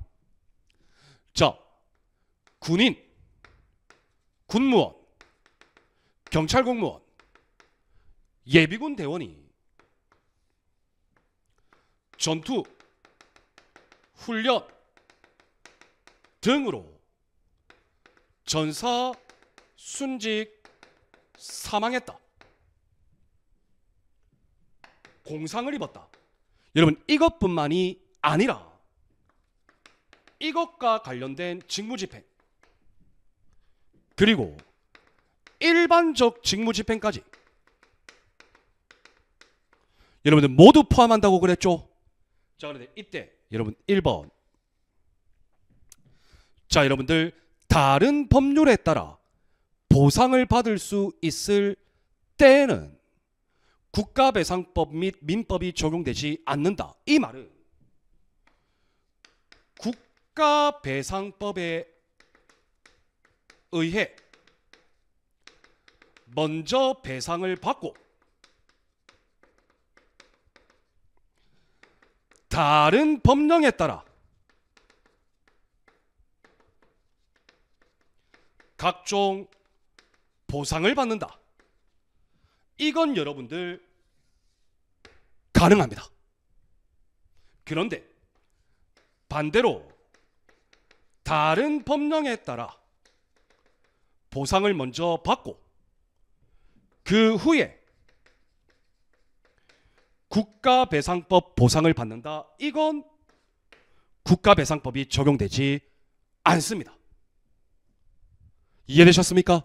자, 결론적으로 다른 법률에 따라 보상금을 받고 난 이후에는 지금 여러분 먼저 다른 법령에 따라 보상받은 거죠. 그리고 나서 국가배상법 손해배상금을 지급받을 수 없다 그랬죠. 다음, 국가배상법에 따라 손해배상금을 지급받고 나서, 즉 먼저 국가배상법에 따른 배상받은 겁니다. 그리고 나서 다른 법령에 규정된 것에 따라 보상금을 지급받았다. 여러분 이 경우에는 가능한 겁니다. 이해되셨나요? 자, 그래서 여러분들 경찰 공무원 되실 분들이잖아요. 그래서 여러분들이 만약에 전투 훈련 중에 사망, 공상 입었다, 또는 직무집행과 관련해서 여러분들의 동료 공무원에게 피해를 당했다. 그럴 때는 여러분들 나에게 이익이 되려면 뭐부터 받아야 됩니까? 국가배상법 배상을 먼저 받고 다른 법령에 보상금을 받는 거, 그래야 가능하죠. 이해되셨나요? 즉 여러분들 다른 법령에 의해 규정되어 있던 각종 보상금 받고 나면 국가배상법에 의한 배상금 적용 안 됩니다. 반대로 국가배상법에 의한 배상금 적용받고 다른 법령에 의한 보상금 차후에 지급받는 건 가능합니다. 여러분들 바로 그 판례입니다. 여러분 이거 반드시 숙지해 주시기를 바랍니다. 자, 다음 여러분들 5번 판례 볼까요? 자, 여러분 현역병으로 입대해서, 여러분 현역병으로 입대했네요. 그러면 여러분들 이 사람 신분 뭐죠? 군인이죠. 그럼 여러분들 군인이니까 이중배상 금지의 원칙에 포함될 것 같잖아요. 그런데 현역병으로 입대했는데 교도소에 경비교대도로 경비교도대가 됐습니다. 더 현역병으로 입대했는데 공익근무요원이 되었습니다. 결론, 교도대원. 현역병으로 입대했는데 교도대원이 되었다. 신분은 군인인데 일하는 곳은 교도소입니다. 자, 다음 신분은 군인인데 일하는 것이 공익근무입니다. 이 경우에는 여러분들 이중배상 청구가 제한되지 않습니다. 이해되셨습니까? 자, 그래서 여러분들 이 이중배상 금지의 원칙, 이건 여러분들 꼭 기억하셔야겠죠. 좋습니다. 자, 다음 여러분들, 여러분 이런 경우가 있어요. 뭐냐면 공동불법 행위인데요. 이거 잘 보세요 여러분들. A라는 일반인 국민이 있습니다. 자, 다음 여러분들 B라는 군인 또는 경찰 공무원이 있습니다. 자, 그런데 이 두 사람이 공동으로 C라는 군인 또는 경찰 공무원에게 손해를 입힙니다. 그러면 여러분들 A와 B는 서로 공동적 불법 행위로서 C라는 다른 공무원에게 손해를 입힌 거죠. 자, 여러분들 이 경우에 공동불법 행위자 구상권을 인정해야 되느냐? 자, 그래서 여러분들 헌법재판소는요, A나 B 중에 한 명이 전부 배상을 할 수 있고, 전부 배상을 하게 되면 A와 B 사이에서 구상권을 인정합니다. 그런데 대법원은 A와 B의 공동불법 행위지만 연대 책임 부인합니다. 따라서 구상권 청구도 부인합니다. 여러분 이 내용이에요. 그래서 A라는 일반 국민, B라는 군인 또는 경찰, 이 두 놈이 합심해서 다른 C라는 군인, 경찰, 공무원에게 공동불법 행위로 손해를 입혔다. 헌재, 연대 책임 긍정. 따라서 전부 배상 책임 인정하고 전부 배상한 사람은 다른 사람에게 구상할 수 있다. 대법원은 연대 책임 부정. 따라서 구상권 행사 없다. 여러분 이 판례 태도만 이해하고 넘어가시면 됩니다. 좋습니다. 자, 다음 여러분들, 이러한 국가배상 청구가 있게 되면 여러분들 국가배상 할지 말지 심의하는 기간이 있거든요. 그게 여러분들 배상심의회라는 게 있어요. 배상심의회. 그런데 여러분들 손해배상을 소송을 제기하는 건 이 배상심의회 배상 신청하지 않아도 제기할 수 있는 겁니다. 자, 그래서 중요한 건요, 이 배상심의회는 배상심의회가 어떻게 구성되고 어디에 소속이고 위원은 어떻게 되고 그것까지 공부할 필요 없습니다. 여러분들 머릿속에 국가배상 청구가 있게 되면 일단 행정 절차로 배상심의회가 특정한 역할을 하기는 하는데, 이 배상심의회 배상신청일 안 거쳐도 얼마든지 소송을 통한 손해배상 청구 가능하다라는 이야기입니다. 이해되셨나요? 자, 그래요 여러분들, 배상심의회의 결정은 행정처분 아니다. 그냥 결정일 뿐입니다. 그래서 여러분들 배상심의회 관련해서는요, 배상심의회 안 거쳐도 소송 제기 가능하구나. 배상심의회는 그 결정이 처분으로 볼 수는 없구나. 이렇게만 암기하고 그냥 넘어가세요. 배상심의회 위원이 어떻게 되고 배상심의회 구성이 어떻게 되고 여러분 그런 것까지는 우리 시험에 절대 출제되지 않습니다. 자, 여러분들 이렇게 해서 여러분들 우리가요, 공무원의 위법한 직무행위로 인한 손해배상 책임 모두 살펴봤습니다.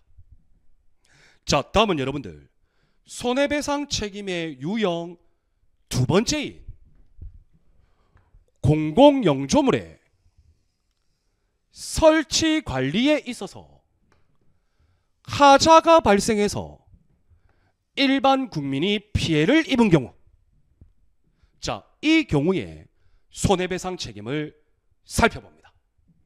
자, 먼저 여러분들 영조물의 설치된 영조물의 관리, 이것의 하자로 인한 손해배상. 자, 그러면 여러분들 1번은 영조물을 알아야죠. 여러분 우리 주위에 영조물 많습니다. 전신 설치되어 있는 전봇대도 영조물입니다. 도로, 여러분 여러분들이 이렇게 길을 가다가 도로죠. 뭐 보도도 있고, 다음 하천, 다음 여러분들 하천과 길거리를 연결하는 예를 들어 다리, 뭐 이런 것도 있겠죠. 다음 여러분 여기서 중요한 거, 경찰이 관리하고 있는 경찰견. 여러분 이거예요. 경찰견 관리 제대로 못하고 갑자기 풀어놨는데 일반 국민을 물었다. 그럼 여러분들 경찰견 관리상의 하자죠. 이게 여러분들 22년도에 시험이 출제됐었습니다. 자, 이러한 것에 대한 하자가 있어요. 이 하자로 타인에게 손해가 발생했습니다. 자, 여러분 이런 경우 대부분 없지만 이겁니다. 여러분들이 다리를 건넙니다. 그런데 갑자기 다리가 툭 무너졌습니다. 무너진 이유가 있겠죠. 뭔가 설치에 문제가 있거나 혹은 사후 관리에 문제가 있을 수 있겠죠. 또는 여러분들이 길거리를 가다가 갑자기 전봇대가 무너집니다. 그래서 여러분들 어깨를 푹 찍었습니다. 죽거나 다치겠죠. 설치 관리의 하자입니다. 이런 것으로 인하여 피해가 발생하면 국가나 지방자치단체는 그 손해를 배상하여야 하는 것. 이게 바로 여러분들 공공용적물의 설치 관리상의 하자로 인한 손해배상 책임이라고 하는 것이죠. 자, 그런데 여기서 여러분 우리가 앞에서 살펴봤던 공무원의 손해배상 책임, 이건 여러분들 대상이 공무원이잖아요. 사람이죠. 따라서 여러분들 이것은 과실책임주의입니다. 자, 두 번째, 공공영조물의 손해배상 책임. 이거 한번 잘 보세요. 갑자기 길거리를 가는데 전봇대가 무너졌어요. 제가 다쳤어요. 여러분 전봇대가 무너진 것에 대해서 고의과실 따질 수 있습니까? 없죠.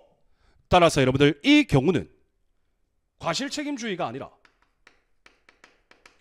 무과실책임주의. 여러분들 이거 두 개 비교 구분하셔야 합니다. 자, 공공영조물의 설치 관리 하자로 인한 손해배상 책임의 내용은 바로 무과실책임주의다. 과실책임주의가 아니다. 자, 그런데 여러분 한번 생각해 봅시다. 갑자기 여러분들 우리나라에 엄청난 태풍이 불었습니다. 여러분 그런 경우는 없지만 우리나라에 허리케인 막 이렇게 돌아가는 거 있죠. 그게 갑자기 특정 지역에 발생했습니다. 그래서 전봇대가 무너졌습니다. 여러분 천재, 지변, 사변 이런 것들은 기본적으로 불가항력 사유입니다. 따라서 여러분들 설치 관리 하자 기본적으로는 무과실책임주의지만 진짜 어쩔 수 없는 이런 불가항력으로 인한 피해 발생은 국가 또는 지방자치단체가 배상 책임을 부담하지 않습니다. 여러분 어떻게 보면 상식적인 겁니다. 좋습니다. 자, 여러분 공공용조물이 무엇이냐? 공공용조물에 따른 책임은 무과실책임주의다. 이때 책임을 물을 때 불가항력적인 경우는 포함되지 않는다. 여러분 이해하셨죠? 자, 그러면 여러분들 공공용조물 배상책임 요건 1번 공공의 용조물을 알아야죠. 여러분 보세요. 배상책임의 요건 공공용조물에 맞죠 여러분? 더 설치 관리의 하자로 맞죠, 여러분? 그 다음 뭡니까? 타인에게 손해 발생. 여러분, 끝이죠. 그러면 그 첫 번째로 공공 영조물이 뭐냐? 여러분, 국가 또는 지방자치단체가요, 공공의 목적으로 제공하고 있는 유체물, 유체물이라는 건 특정한 형태가 있다라는 거죠. 물적 설비, 즉 여러분들 공물을 말합니다. 그럼 볼까요? 도로. 자, 다음 여러분들 길거리 밑에 깔려 있는 하수도, 제방, 댐. 여러분, 제방, 방파제 이런 것도 맞겠네요. 하천,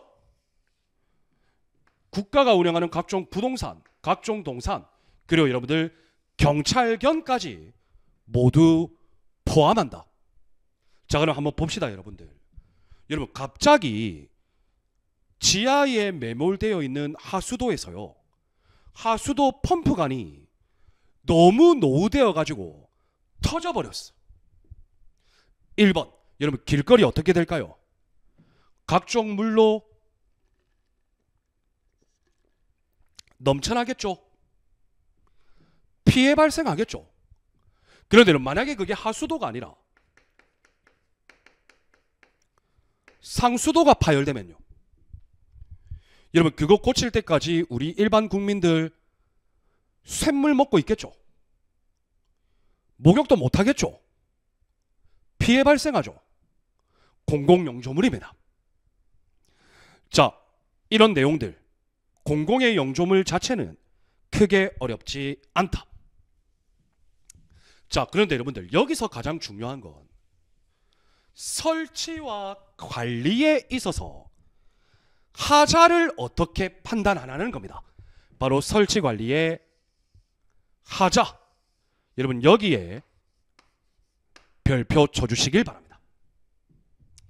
자, 여러분 설치 관리의 하자는요,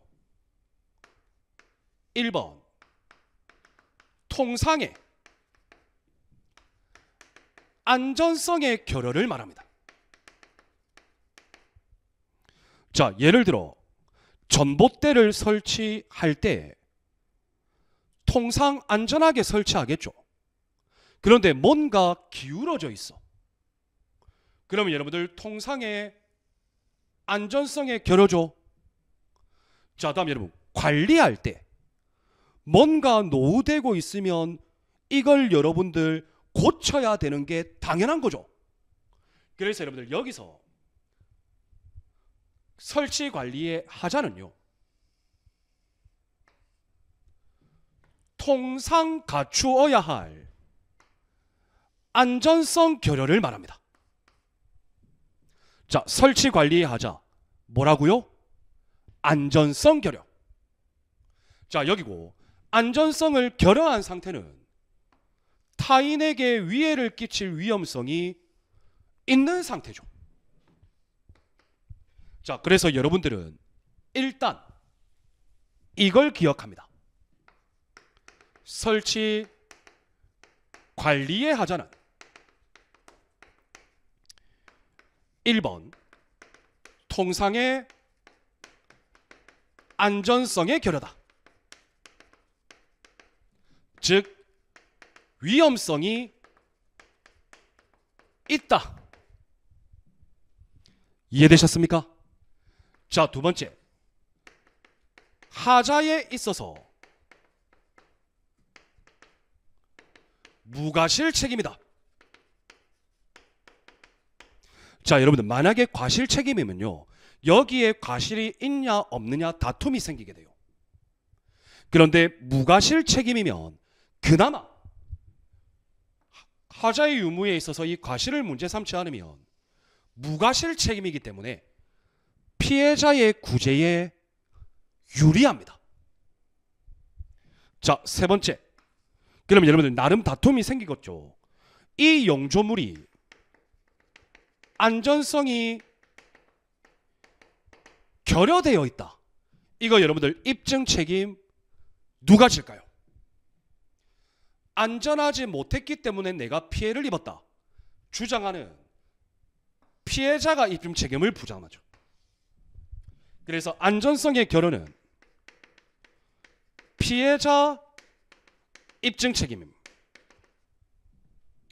자, 반대로 이거 손해가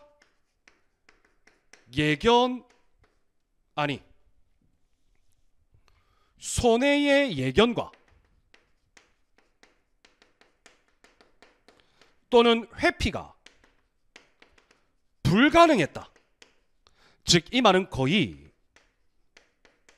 그거 손해 있고 그거 지금 설치 관리 문제가 있는 거 이걸 어떻게 예측할 수 있냐? 거의 불가항력 수준이다. 이거 여러분들 누가 주장할까요?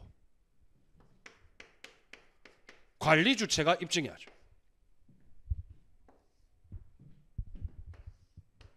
자, 이거 안전성 결여되어서 제가 피해를 입었습니다. 피해자 입증 책임. 이거 아무리 주의 기울여도 이 공공용조물 때문에 손해가 발생한다. 그 예견 가능성 그리고 손해가 있을 수 있기 때문에 회피해야 된다. 회피 가능성 그거 어떻게 판단하냐. 이러한 주장은 관리 주체가 입증한다. 여러분 어렵지 않죠? 그래서 여러분들 이 설치 관리의 하자는 여러분들 반드시 숙지해 주셔야 되겠습니다. 좋습니다. 자, 다음 여러분 공공용조물의 설치 관리의 하자로 인한 타인에게 손해 발생이죠. 여러분 이 타인에게 손해 발생은 공무원의 위법한 직무행위로 인한 손해배상 책임과 동일합니다. 자, 타인에게 손해가 발생해야 되는데 타인은 자연인, 법인 모두 불발합니다. 손해는 재산손해, 비재산손해, 적극손해, 소극손해 모두 포함됩니다. 이해되셨습니까? 그리고 여러분들 설치관리 하자와 타인에게 발생한 손해 사이에 상당 인과관계가 있어야 되는 것도 동일한 내용입니다. 좋습니다. 그래서 여러분들 공공용조물의 설치관리상의 하자로 인한 손해배상 책임 내용은 크게 어려움이 없는 겁니다. 자, 여러분들 판례와 관련해서 1번 판례는요. 사건이 상수도간 균열에 따른 누수 피해입니다. 그러면 여러분들 상수도 관리 책임이 있는 국가 또는 지방자치단체 물론 예하 공공기관이 하지만 여러분 상수도간 균열되기 전에 노후잖아요. 노후. 여러분 이 노후되고 있다라는 것은 주기적으로 점검하다 보면 판단이 가능하죠. 따라서 여러분들 이런 경우에 손해배상 책임 인정됩니다. 자, 그런데 여러분 여기서 동그라미 2번 별표 쳐주세요. 여러분 우리가 설치관리의 하자라는 것이 안전성을 결여한 상태를 말한다고 했는데 여기에서의 이 안전성 여러분 좀 그렇습니다. 뭐냐면 여기에서의 안전성은 완전 100% 완전 여러분 세상에 100%라는 게 있나요? 더 무결 아예 결점이 0.00001도 없는 상태 완전 무결한 상태를 말하는 게 아니에요. 알겠죠 여러분? 자, 그래서 여러분들 항상 완전 무결한 상태를 유지할 정도의 고도의 안전성을 말하느냐? 아니라는 겁니다. 이해되셨습니까? 좋습니다. 자, 그래서 여러분들 영조물 배상 책임의 요건을 모두 살펴봤습니다.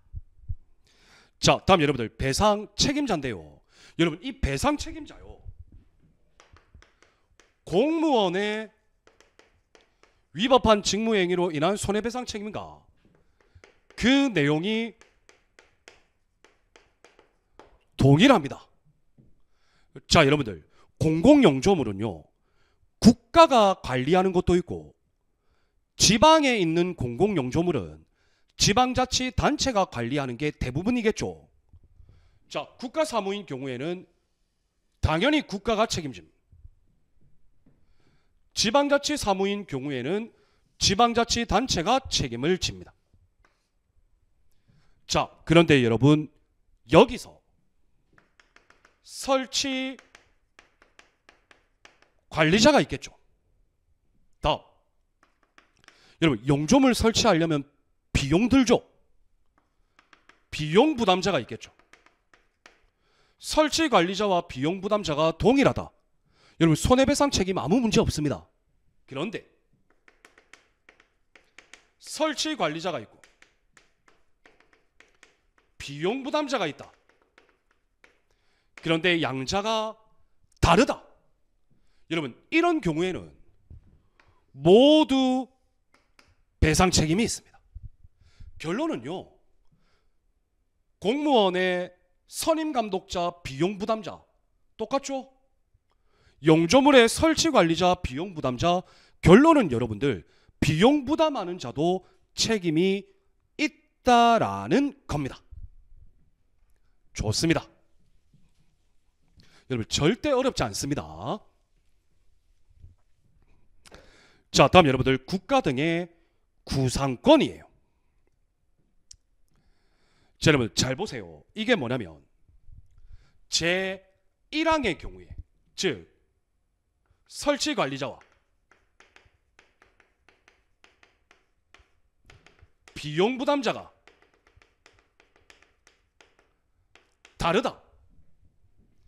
여러분 모두 책임이 있잖아요. 그러면 이 경우에 손해를 배상한 자는 그 손해를 배상할 책임이 있는 다른 자에게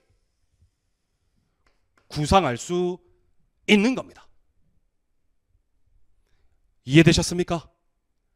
자, 그래서 관리주체이거나 비용 부담자이거나, 그래서 실제는 어떻게 하냐면 이 설치 관리의 하자에 기여한 자가 최종 배상 책임을 지는 거예요. 그런데 기여자가 여러 명이다. 그럼 여러분들 기여한 정도에 따라 분담해서 손해배상 책임 부담하면 되는 거죠. 여러분 전혀 어렵지 않죠?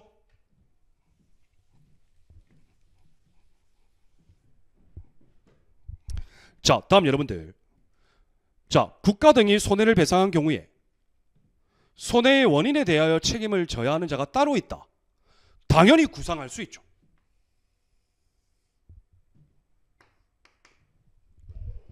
자, 이때 여러분들 앞에서도 말씀드렸지만 천재지변 등과 같은 불가항력, 여러분 이 경우에는 국가배상 책임 인정되지 않습니다. 자, 그런데 여러분들 어떠한 용조물을 설치했다. 그런데 하자가 생겼다. 설치된 공공용조물을 관리하는데 하자가 생겼다. 이때 여러분들 우리 국가 또는 공무원분들이 이런 핑계 많이 댑니다. 아, 저희가 꾸준히 관리하고 주의를 기울였어야 되는데 예산이 부족하니까 관리할 수가 없었다. 여러분 이 예산 부족은요 불가항력 사유 안 됩니다. 이해되셨나요? 그래서 예산이 부족해서 관리를 잘 못했다. 그래서 하자가 생겼다. 그런 경우에도 국가배상 책임 인정됩니다. 그래서 예산 부족을 불가항력으로 다루면 안 됩니다. 좋습니다. 자, 다음 여러분들, 그러면 마지막입니다. 이 용조물 책임과 관련된 판례. 자, 여러분들, 시장 등이 가지고 있는 권한을 위탁하는 것은 기관위임입니다. 자, 예를 들어 여러분들, 각 지방에 교통신호기 설치, 맞죠? 그리고 심지어 여러분들, 어린이 보호구역 지정, 이런 것들 원칙은 시장 등의 권한입니다. 그런데 여러분들, 규정에서는 이러한 것들을 여러분들, 물론 어린이 보호구역은 아니지만 여러분들 시도경찰청장이나 경찰서장 등에게 위임한다라고 합니다. 그래서 상급 지방자치단체가 지방자치단체의 집행기관에게 하는 것을 우리가 기관위임이라고 했죠. 자, 이런 경우 경찰서장 등이 설치 관리하는 신호기에 하자가 발생했다. 자, 이때 여러분들, 기관위임 사무 기속 주체는 그대로 시장이죠. 따라서 지방자치단체가 배상 책임 부담합니다. 자, 그런데 여러분, 이런 경우하고 똑같은 내용인데 여기서 경찰관들의 봉급을 부담하는 자, 비용 부담자 국가죠. 그러면 여러분들, 국가도 손해를 배상해야 된다라는 이야기입니다. 이해되셨습니까? 그래서 여러분들, 설치 관리자든 비용 부담자든 모두 배상 책임이 있는 것과 동일하다라는 거죠. 그래서 여러분들, 처음에 이 국가배상법이 2020년도를 기점으로 우리 시험 범위에 들어왔을 때 초반에 많은 분들이 어려워하셨어요. 그런데 여러분, 이렇게 차분히 하나하나 파악하니까 어렵지 않죠. 그리고 여러분들, 지금 여러분들이 행정절차, 국가배상, 행정심판, 행정소송, 이 경찰구제법을 어려워하는 이유가 뭐냐면요, 7구급 시험에 행정법처럼 공부하기 때문입니다. 여러분, 경찰학은요, 행정법 아닙니다. 경찰구제법도 제가 다시 한번 말씀드리지만 개념, 조문, 그리고 일정 적정선의 핵심 판례만 공부하면 웬만한 경찰학에서 나오는 경찰구제법 문제 여러분들 모두 맞추실 수 있다라는 겁니다. 해당 국가배상법도 여러분들 너무 지나친 행정법에 그 엄청나게 많은 판례를 다 공부하려고 하면 안 돼요. 아시겠죠? 좋습니다. 자, 여러분, 이렇게 해서 국가배상법 1강, 2강, 이렇게 국가배상법은 총 2강에 의해서 여러분들 모두 마치도록 하겠습니다.